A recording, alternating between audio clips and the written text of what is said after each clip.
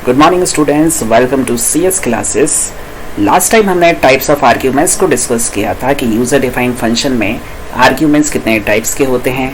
मैंने ये भी बताया था कि फंक्शन डेफिनेशन के समय जो आर्ग्यूमेंट्स आप लोग डिफाइन करते हैं that is known as the parameter, और फंक्शन कॉलिंग के समय जो आर्ग्यूमेंट पास करते हैं उन्हें हम एक्चुअल पैरामीटर कहते हैं। आज का हमारा जो टॉपिक है कि हम यहाँ पर जो फंक्शन बनाते हैं क्या उसमें हम नॉर्मल वेरिएबल की बजाय किसी सीक्वेंस को पास कर सकते हैं। तो आज हम इसी टॉपिक पे डिस्कस करने वाले हैं, how can we pass an array oblique list to a function. हम जैसा कि जानते हैं कि लिस्ट और एरे दोनों ही सीक्वेंस है, क्या हम उसे फंक्शन में पास कर सकते हैं। जैसे हम नॉर्मल वेरिएबल पास करते हैं फंक्शन में एज एन आर्ग्यूमेंट, हम उसी तरह से एरे और लिस्ट को भी एक फंक्शन में पास कर सकते हैं। इसको समझने के लिए हम यहाँ पर एक एग्जाम्पल कंसीडर कर रहे हैं। मैंने यहाँ पर एक फंक्शन बनाया है लिस्ट एवरेज के नाम से, और सबसे पहले हम यहाँ से स्टार्ट करते हैं। हमने सबसे पहले एक एल नाम से लिस्ट बनाई जिसके अंदर 5 एलिमेंट स्टोर किए, 5 एलिमेंट न्यूमेरिक फॉर्म में है। इसके बाद मैंने लिस्ट एवरेज फंक्शन को कॉल किया और इसमें इस लिस्ट को पास कर दिया।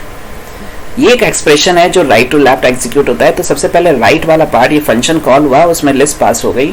जैसे ही फंक्शन कॉल होगा आपका जो पाइथन का इंटरप्रेटर है वो यहाँ जंप कर जाएगा, और ये जो एल है ये किस में कॉपी हो जाएगा, LST में। यानी कहने का मीन्स ये है कि यहाँ जो एल था वो यहाँ पर LST के नाम से जाना जाएगा। अब ये फंक्शन LST के ऊपर जो ऑपरेशन परफॉर्म करने वाला है that operation will be perform over the list L. तो यहाँ हमने सबसे पहले उस लिस्ट की लेंथ कैलकुलेट की, यानी उसमें कितने एलिमेंट थे। एक सम नाम से वेरिएबल दिया, उसमें इनिशियली वैल्यू 0 स्टोर की। एक लूप लगाया जब तक LST में से एलिमेंट मिल रहे हैं, और सारे एलिमेंट्स का सम हमने सम नाम के वेरिएबल में स्टोर कर दिया और उस सम को रिटर्न कर दिया। यानी 1 बाय 1 वो क्या करेगा, हर एक एलिमेंट को उठाएगा और उसका सम नाम के वेरिएबल में ऐड करेगा। यानी पहले सम की वैल्यू 0 थी, तो 0 + 10 10 हो गया। Then second element is the 20। अब सम में आपका 10 है तो 10 + 20 30 हो गया। इसी तरह 30 + 30 60 होगा, 60 + 40 100 होगा, और 100 + 50 150 होगा।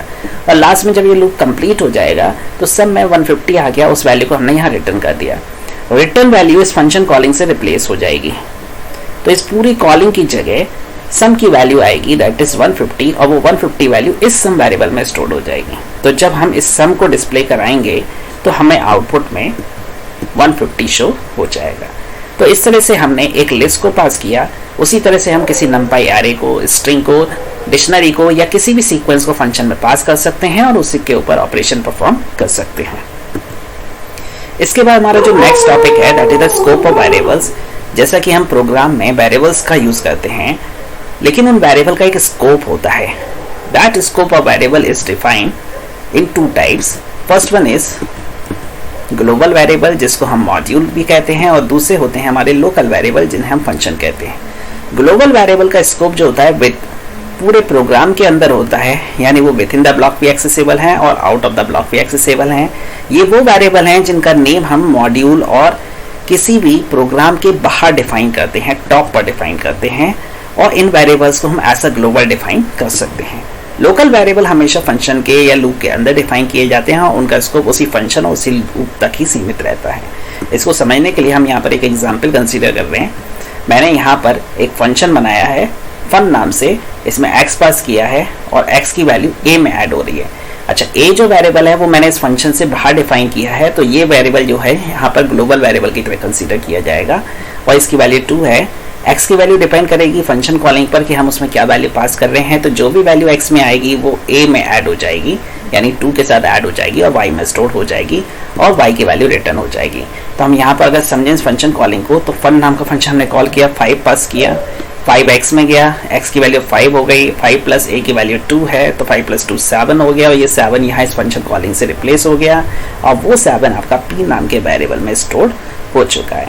तो जब आप p की वैल्यू को डिस्प्ले कराएंगे तो उस कंडीशन में आपको आउटपुट में 7 मिलेगा। तो यहाँ a जो है लोकल वेरिएबल है जिसका स्कोप इस फंक्शन में भी है और इस फंक्शन के बाहर भी है, जबकि y एक लोकल वेरिएबल है जिसका स्कोप सिर्फ और सिर्फ इसी फंक्शन के अंदर है, इसके बाहर आप इसे एक्सेस नहीं कर सकते।